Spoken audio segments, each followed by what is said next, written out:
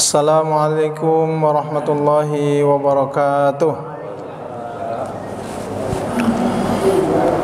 Alhamdulillahi hamdan katsiran kama amar. Nahmaduhu subhanahu wa ta'ala wa nusalli wa nusallimu ala nabiyyina Muhammadin wa ala alihi wa ashabihi wa man tabi'ahum bi ihsanin ila yaumiddin, amma ba'd. Faqala Allah Ta'ala fil Qur'anil Karim, a'udzu billahi minasyaitonir rajim. Wa may yabtaghi ghairal islami dinan falan yuqbala minhu wa huwa fil akhirati minal khasirin. Shadaqallahul azim. Masyiral muslimin, muslimat, jamaah salat zuhur rahimani rahimakumullah. Kembali kita memperbarui rasa syukur pada Allah. Atas izin Allah kita semuanya sehat walafiat di tengah-tengah banyak orang yang diuji dengan sakit. Mudah-mudahan semakin kita bersyukur, semakin kita diberi sehat oleh Allah, diberi kekuatan iman, Islam, dan meningkat ketakwaan kita hendaknya kepada Allah Subhanahu wa taala. Salawat kepada Rasulullah Muhammad sallallahu alaihi wasallam. Allahumma shalli ala Muhammad wa ala ali Muhammad. Masyiral muslimin, muslimat, jamaah salat zuhur rahimani rahimakumullah. Kembali kita disuguhkan beberapa waktu yang lalu tontonan, bahkan melalui seorang menteri yang mengatur keagamaan di Indonesia terkait dengan ucapan selamat Hari Namrus terhadap masyarakat-masyarakat yang punya keyakinan bahaiyah. Padahal ini bukanlah agama yang diyakini, yang diakui di negeri kita tercinta Indonesia ini. Saya tidak membahas kapasitas seorang menteri, bukan kelas saya. Tapi saya hanya ingin memahamkan kepada kita semuanya bahwa sesungguhnya inilah satu akibat daripada pemahaman yang keluar dari Islam. Makanya tadi saya di awal sampaikan surat Ali Imran ayat 85, wa may yabtaghi ghairal islami dinan. Siapapun yang mencari keyakinan, pemikiran, dan juga aturan hidup selain Islam, fala yuqbala minhu, maka tidak diterima oleh Allah darinya apa yang dia yakini, apa yang dia anut tersebut, dan di akhirat dia akan termasuk menjadi orang-orang yang merugi. Masyiral muslimin, inilah akibat dari tiga isme atau pemahaman yang perlu diwaspadai oleh umat Islam. Isme yang pertama namanya liberalisme. Lalu isme yang kedua adalah sekularisme, dan isme yang ketiga adalah pluralisme. Masyiral muslimin, yang pertama terkait dengan liberalisme ini adalah satu keyakinan yang memisahkan antara agama dengan urusan di luar agama. Kalau dalam konteks global, urusan negara itu enggak ada kaitannya dengan urusan agama. Sehingga ketika di masjid uruslah agama, tapi ketika mengurus negara nggak perlu bawa-bawa agama. Nah, inilah yang selama ini sering kita disuguhkan pemahaman-pemahaman seperti ini. Padahal Allah Subhanahu wa taala sampaikan dalam surat Al-Baqarah, ya ayyuhalladzina amanu dukhulu fis silmi kafah. Wahai orang-orang yang beriman, masuklah kamu ke dalam Islam ini secara kafah. Kalau di masjid nampak kamu orang Islamnya, ketika kamu berdagang, tampakkanlah kalau kamu itu adalah orang Islam. Ketika kamu berpolitik, tampakkanlah bahwa kamu itu adalah orang Islam. Tidak keluar dari koridor Islam itu. Bagi sesiapa yang punya keyakinan Islam, kecuali memang kita keyakinannya berbeda dari Islam. Tapi bagi orang-orang Islam, tuntutan dari Allah Subhanahu wa taala adalah kafah dalam segala persoalan hidup dan semua aspek hidup kita mesti Islam. Masyarul muslimin, ini yang pertama yang perlu kita waspadai. Yang kedua, pemahaman sekularisme. Pemahaman sekularisme ini adalah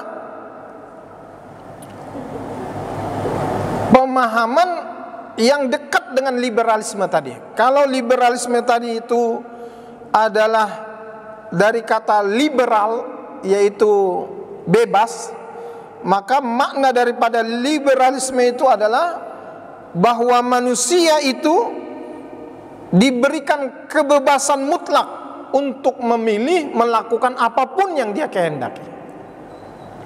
Berbeda dengan sekularisme tadi di awal, yaitu memisahkan antara agama dengan urusan-urusan yang lainnya. Jadi baik itu sekularisme maupun itu liberalisme, sesungguhnya kedua-dua ini bertentangan dengan Islam. Apakah kemudian Islam itu tidak memberikan kebebasan terhadap manusia? Islam memberikan kebebasan, tetapi kebebasan yang berbatas.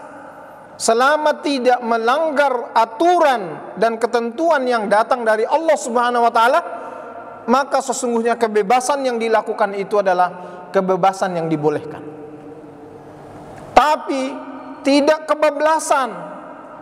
Bukan berarti semua hal yang ingin dilakukan oleh manusia, bahkan berdasarkan hawa nafsunya sekalipun, dia boleh untuk melakukannya. Kalau orang misalkan di kota Pekanbaru ini memilih untuk menjadi pelaku seks bebas, lantas difasilitasi, lantas dibiarkan, ini ditolak dalam Islam, ini ditolak dalam agama.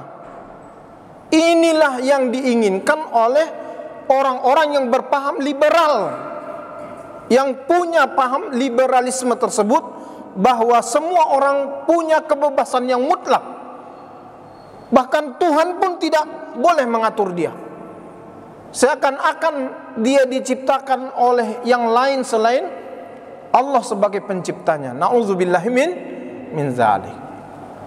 Masyarul muslimin, bahkan dalam persoalan hukum sekalipun, mestinya kita mengacu kepada aturan yang sudah turun berupa syariat dari Allah Subhanahu wa taala. Syariat Islam itu sudah menyempurnakan semua syariat yang turun sebelum Islam itu datang. Itu sudah total tentang seluruh aspek kehidupan.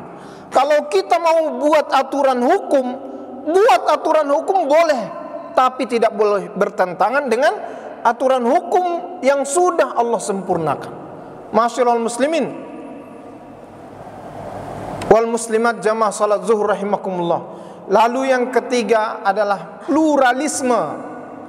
Pemahaman bahwa semua agama ini adalah sama. Dianggap semuanya benar.